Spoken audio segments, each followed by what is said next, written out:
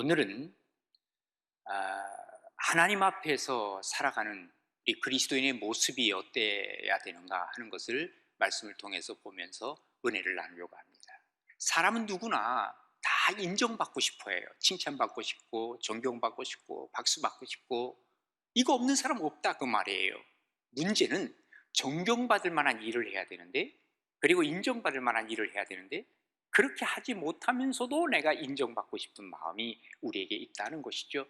이렇게 되면 우리의 마음속에 허영이 생기기 시작하고 위선이 나오게 되고 거짓이 나오게 되는 것이죠. 이것이 좀 더 커지면 죄악이 되고, 그래서 결국 우리는 나의 원래적 모습과 겉으로 드러낸 나의 모습이 괴리가 생기기 때문에 결국은 건강하지 못한 자아를 갖고 세상을 살아갈 수밖에 없다는 것입니다.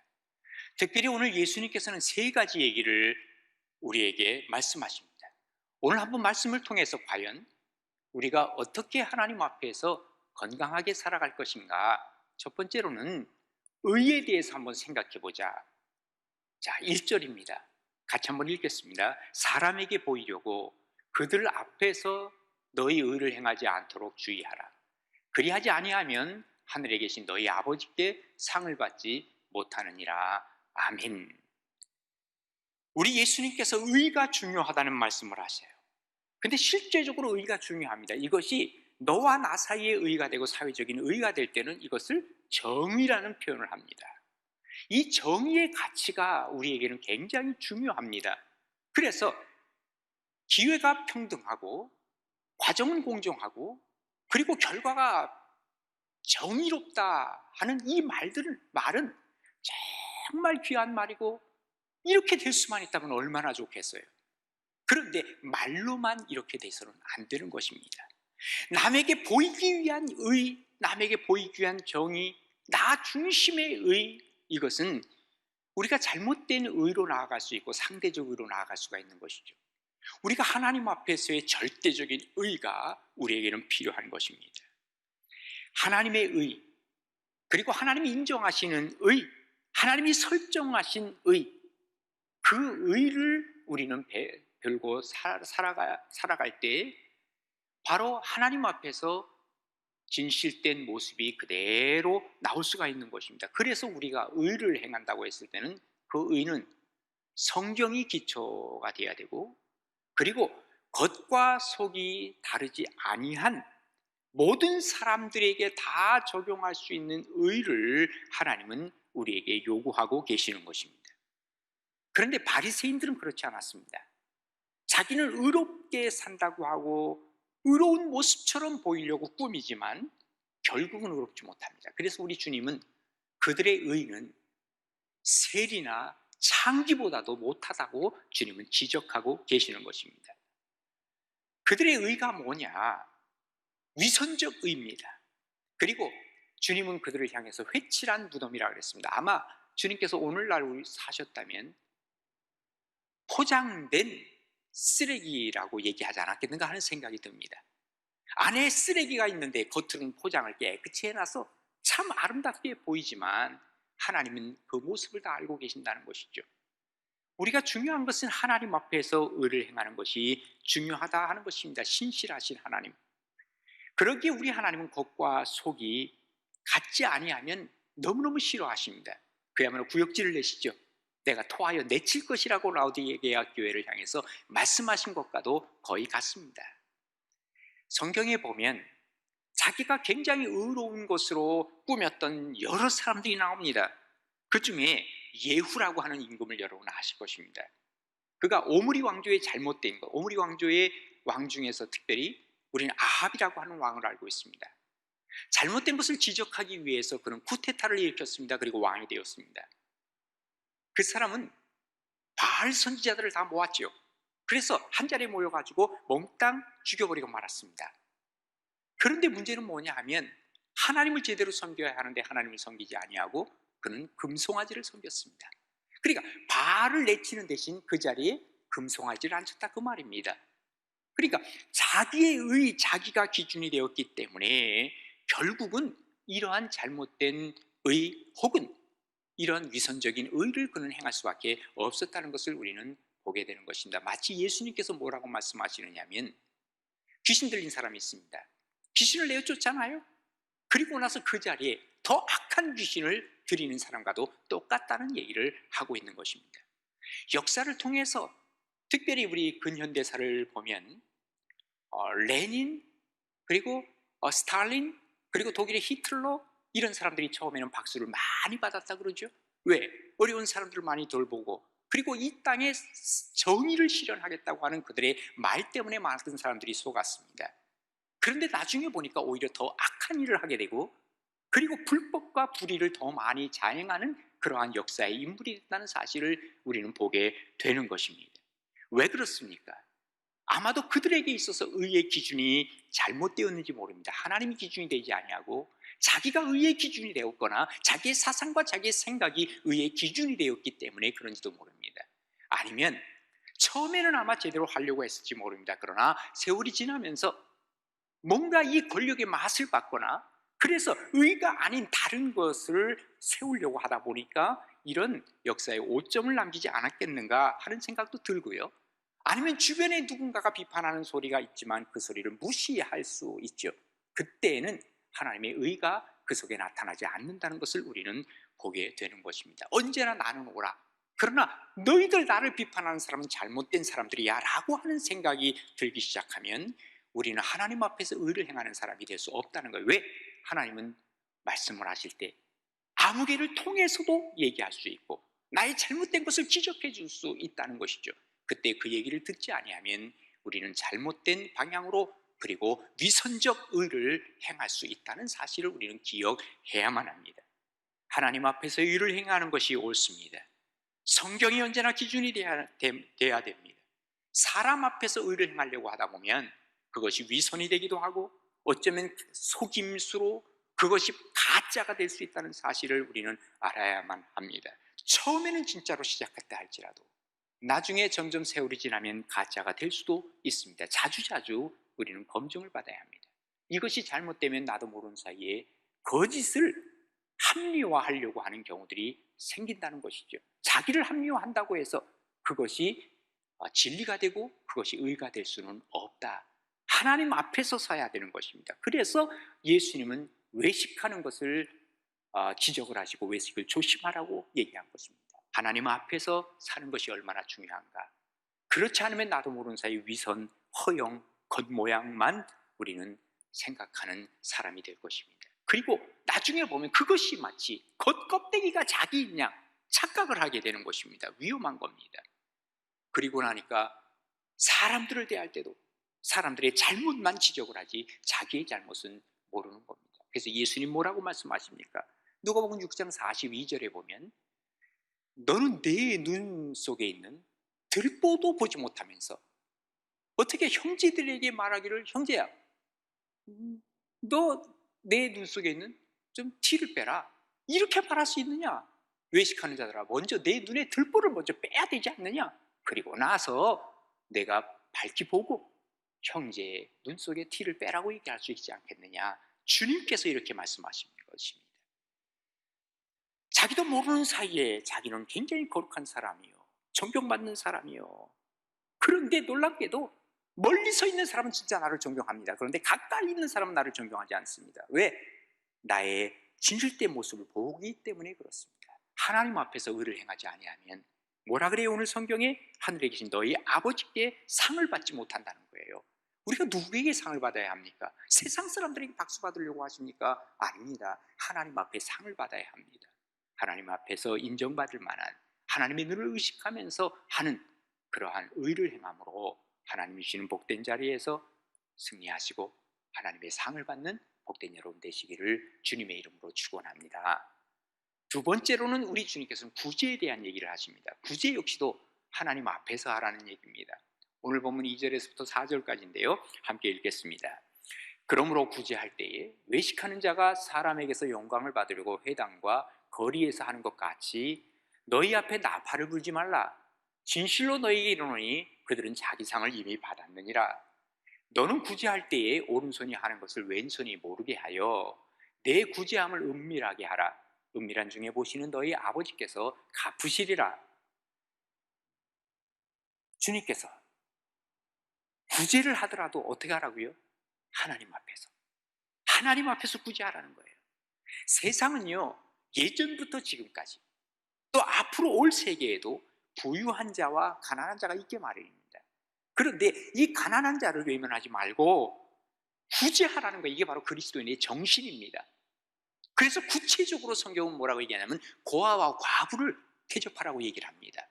그만큼 가난한 사람들에게 구제할 것을 말씀하고 계시는 것이죠. 그런데 바리새인들은 이렇게 귀중한 구제의 일들을 했습니다. 하는데 어떻게 하느냐? 자기를 드러내면서 했습니다.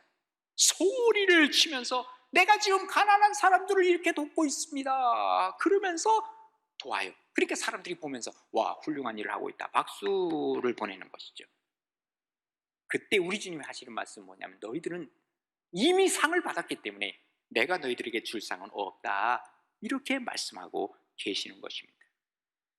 예전에 바리새인들은 소리를 내면서 구제를 했지만 오늘날 우리들은 바리새인과 같은 생각이 우리에게 있을 때 어떡합니까? 구제하고 나서 사진을 찍습니다. 그리고 그 사진을 남겨야 되는데 요즘 참 재밌는 게 뭐냐면요, 사진을 찍을 때 보면 큰 도화지에다가 내가 1,000만 원 했습니다 하고 딱 1,000만 원 해가지고 000 써가지고 이걸 들고 사진을 찍습니다. 물론 이해는 합니다. 왜냐하면 요즘은 투명사회입니다. 그래서 이 돈이 어디에다 쓰였는가 하는 것들을 알려야만 하는 것은 사실입니다. 그러나 그럼에도 불구하고 민망한 것만은 사실입니다. 굳이 하면서 자기를 자랑하려고 하고 뭔가 좀 우쭐대려고 하는 것은 위험한 일입니다. 우리말에 호사유피요 인사유명이라는 말이 있습니다. 호랑이는 죽어서 가죽을 남기고 사람은 죽어서 이름을 남긴다는 얘기죠. 자꾸 자기 이름을 남기려고 하는 거 이거 위험합니다. 성경에도 그런 사람이 나오죠. 초대교회에 바나바라고 하는 사람은 아주 훌륭한 분이었습니다. 그래서 이분은 다른 사람을 많이 위로하는 사람이었죠. 뿐만 아니라 자기가 가지고 있는 재산을 팔아서 구제의 헌금으로 하나님 앞에 바쳤습니다. 그것을 사람들이 나중에 알게 되죠. 우리 바나바 집사님 참 훌륭한 분이야 하고 막 박수를 보내고 칭찬을 하고 그저 그분에 대한 얘기가 참 자자합니다. 그러니까 그 얘기를 들었던 많은 사람들 중에 아나니아와 삽비라라고 하는 사람 있죠. 야, 저 사람 굉장히 존경받네. 우리도 한번 그래 볼래? 하면서 부부가 의논했어요. 그리고 자기 재산을 팔았습니다. 팔아서 한 반 정도를 가지고 와서 바쳤습니다. 훌륭하잖아요? 그런데 뭐라고 얘기를 하냐면 이게 전부다라는 거예요. 이건 뭘 얘기를 하냐면 성령을 속인 거예요. 뭐 하고 싶어서, 칭찬받고 싶어서, 인정받고 싶어서. 이건 하나님 앞에서 하는 행동이 아니라 누구 앞에서 하는 행동입니까? 사람들 앞에서 하는 행동이었습니다. 결국은 그들은 예배당에 나오면서 죽임을 당하게 됩니다. 참 안 됐잖아요? 그렇게까지 이 헌금까지 하고 또 뿐만 아니라 이렇게 훌륭한 일을 해놓고도 왜 죽임을 당합니까? 우리가 구제를 한다라고 하는 것 참 귀한 것입니다. 자기 것을 남에게 나눠주는 것 쉬운 것 아닙니다. 참 훌륭한 일임에도 불구하고 이 희생정신이라고 하는 것, 그러나 이것을 자기 자신을 드러내기 위해서 하는 것은 하나님께서는 경계하고 있는 것입니다. 구제가 중요하다는 것은 잠언 11장 25절에 드러나 있습니다. 구제를 좋아하는 자는 뭐라 그래요? 풍족해질 것이라고 주님이 아예 말씀하십니다. 그리고 남을 윤택하게 하는 자는 자기도 윤택하게 될 것이라고 말씀하고 계십니다. 뿐만 아니라 예수님은 마태복음 19장 21절에 예수님께서 이르시되 뭐라 그럽니까? 내가 온전해지고 싶으냐?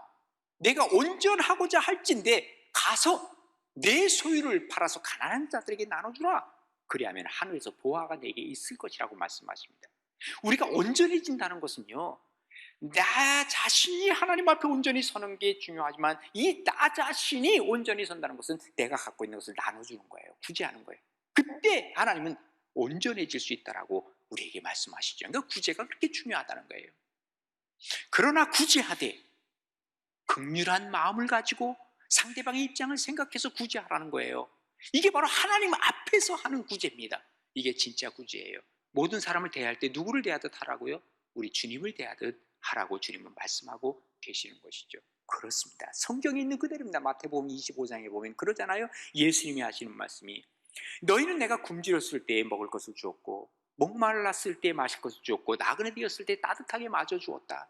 그리고 또 헐벗었을 때 입을 것을 주었고 병들었을 때 나를 돌보아 주었고 감옥에 갇혔을 때 나를 찾아 주었다. 너무너무 고맙다라고 주님은 말씀하고 계시는 거예요. 잠언서 19장 17절에 보면 가난한 자를 불쌍히 여기는 것은 여호와께 뭐예요?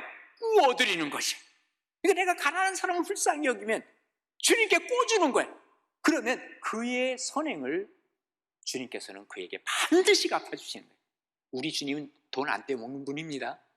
우리 주님은 뭐 떼먹지 않습니다. 우리가 한 그대로 갚아주실 것을 약속해주고 계시는 것이죠.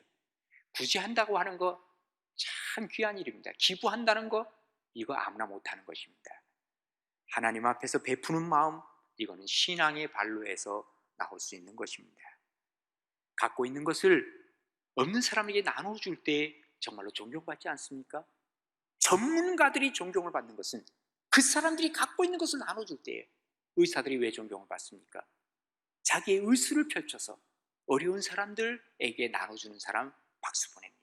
변호사 자기 자신만을 위해서 돈을 버는 사람 별로 환영받지 못합니다. 그러나 어려운 사람들에게는 정말 자기 헌신을 다해서 변호하려고 하는 이 마음이 있을 때 그 사람은 존경받는 겁니다. 갖고 있는 것들을 자기만 위해서 쓸 때는 어쩌면 사회적 비난의 대상이 될 수도 있죠. 그러나 남을 위해서 쓴다고 했을 때 참 아름답고 귀한 일이 될 수 있다는 얘기입니다. 구제헌금을 많이 하는 한 집사님이 계셨다 그럽니다. 그 집사님에게 아니 어떻게 이렇게 구제를 많이 하느냐 그랬더니 이분이 그렇게 대답을 하더랍니다.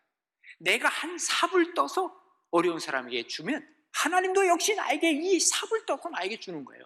그게 너무너무 재밌고 좋습니다. 그런데 놀라운 것은 내 삽은 요만한데 하나님의 삽은 큽니다. 그래서 하나님이 나에게 이 삽으로 떠줄 때는 내가 더 많은 것을 나눠줄 수 있는 길이 열리게 되는 겁니다. 너무너무 감사한 일이죠. 이렇게 얘기를 하더랍니다.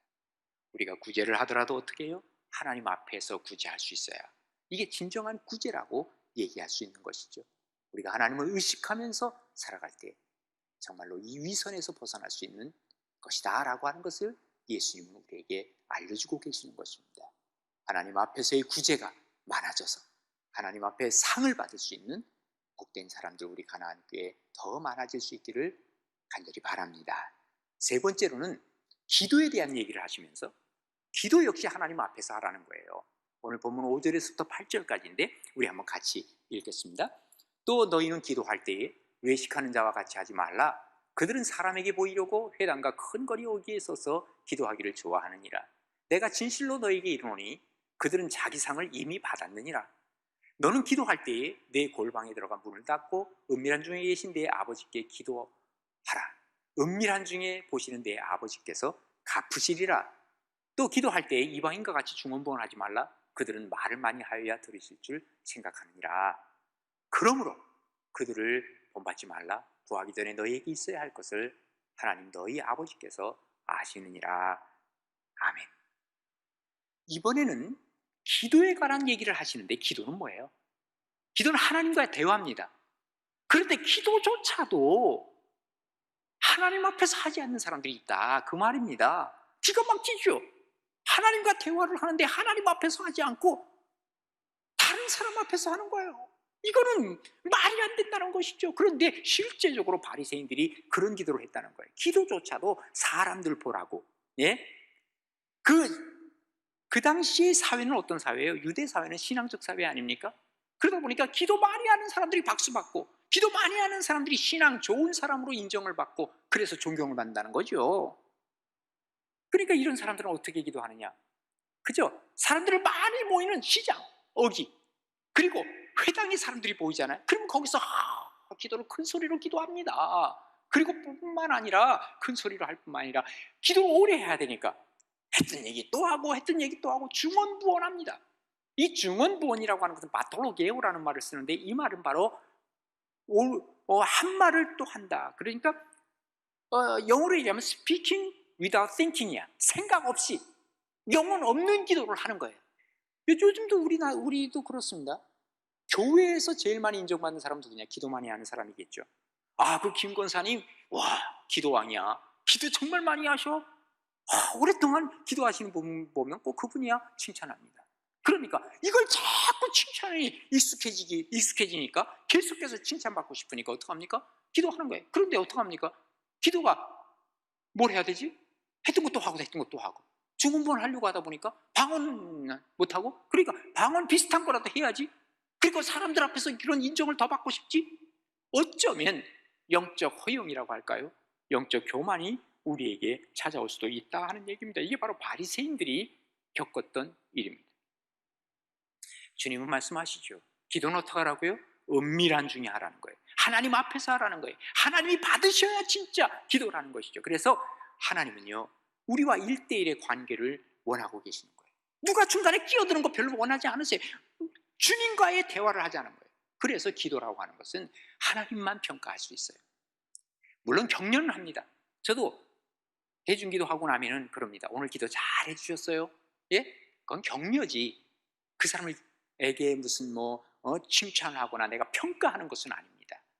평가는 하나님만 하시는 거예요. 왜? 하나님과 대화잖아요. 기도는 하나님께서만 평가하시는 거예요. 그렇기 때문에 내가 기도 잘했다고 말이죠, 그것 가지고 박수 받았다고 그거 좋아하거나 또 그것 때문에 오늘 기도를 내가 잘못했다 그럴 이유가 하나도 없다고 말이에요. 기도는 하나님과의 대화, 잘 알잖아요. 그런데 어떤 사람은 기도는 뭐냐? 기도는 하나님께 요청하는 거래. 물론 하나님 앞에 요청하는 것 틀린 건 아닙니다. 그러나 기도는 요청이다, 이것이 이꼴이다 라고 하는 등식이 성립되지는 않습니다. 왜 그러냐면 기도는요, 우리가 요청하는 것만이 아니라 기도는 주님과의 사귐입니다. 그래서 주님과 깊은 사귐을 갖게 되면 어떻게 됩니까? 주님께서 나에게 말씀하시고 나는 주님께 말씀드리고, 그러다 보면 누구를 닮는지 아세요? 대화 많이 하는 사람 서로 닮게 돼 있어요. 부부가 나중에 보면 굉장히 닮습니다. 얼굴도 닮습니다. 왜 그런지 아세요? 이유는 바로 대화를 많이 하기 때문에 그렇습니다. 같이 살기 때문에 그렇습니다. 우리가 주님과 자꾸 대화하다 보면 내가 누구를 닮아요? 예수님 닮아요. 그래서 나는 작은 예수가 되는 거예요. 세상 사람들에게 나를 보고 예수를 볼 수 있게끔 하는 사람들이 기도 많이 하는 사람. 근데 기도는 많이 한다고 하면서 오랫동안 신앙생활 했다고 하는 사람 중에서 세상에 비난의 대상이 되는 사람들이 얼마나 많이 있습니까? 이것은 잘못된 기도를 하는 것이 아닌가, 근본을 다시 한번 점검해 볼 필요가 있다 하는 얘기입니다. 여기 바리새인들은 그렇습니다. 누가복음 18장에 보면요, 뭐라고 기도하는지 아세요? 손을 들고 길에서 하나님이요, 나는 다른 사람과 같지 않습니다. 나는 도색하지 않았습니다. 나는 불의를 행하지 않습니다. 나는 간음하지 않습니다. 그런 사람들과 달라요. 하나님, 그리고 나는 세리처럼 그렇게 돈 떼어먹는 사람이 아닙니다. 이런 사람이 된 걸 감사합니다. 나는 그저 7일에 한 번씩, 2번씩 금식 기도합니다. 한 주일에 2번 금식하고요. 그리고 나는 이 소득의 11조도 다 하나님께 바치는, 난 이런 사람입니다.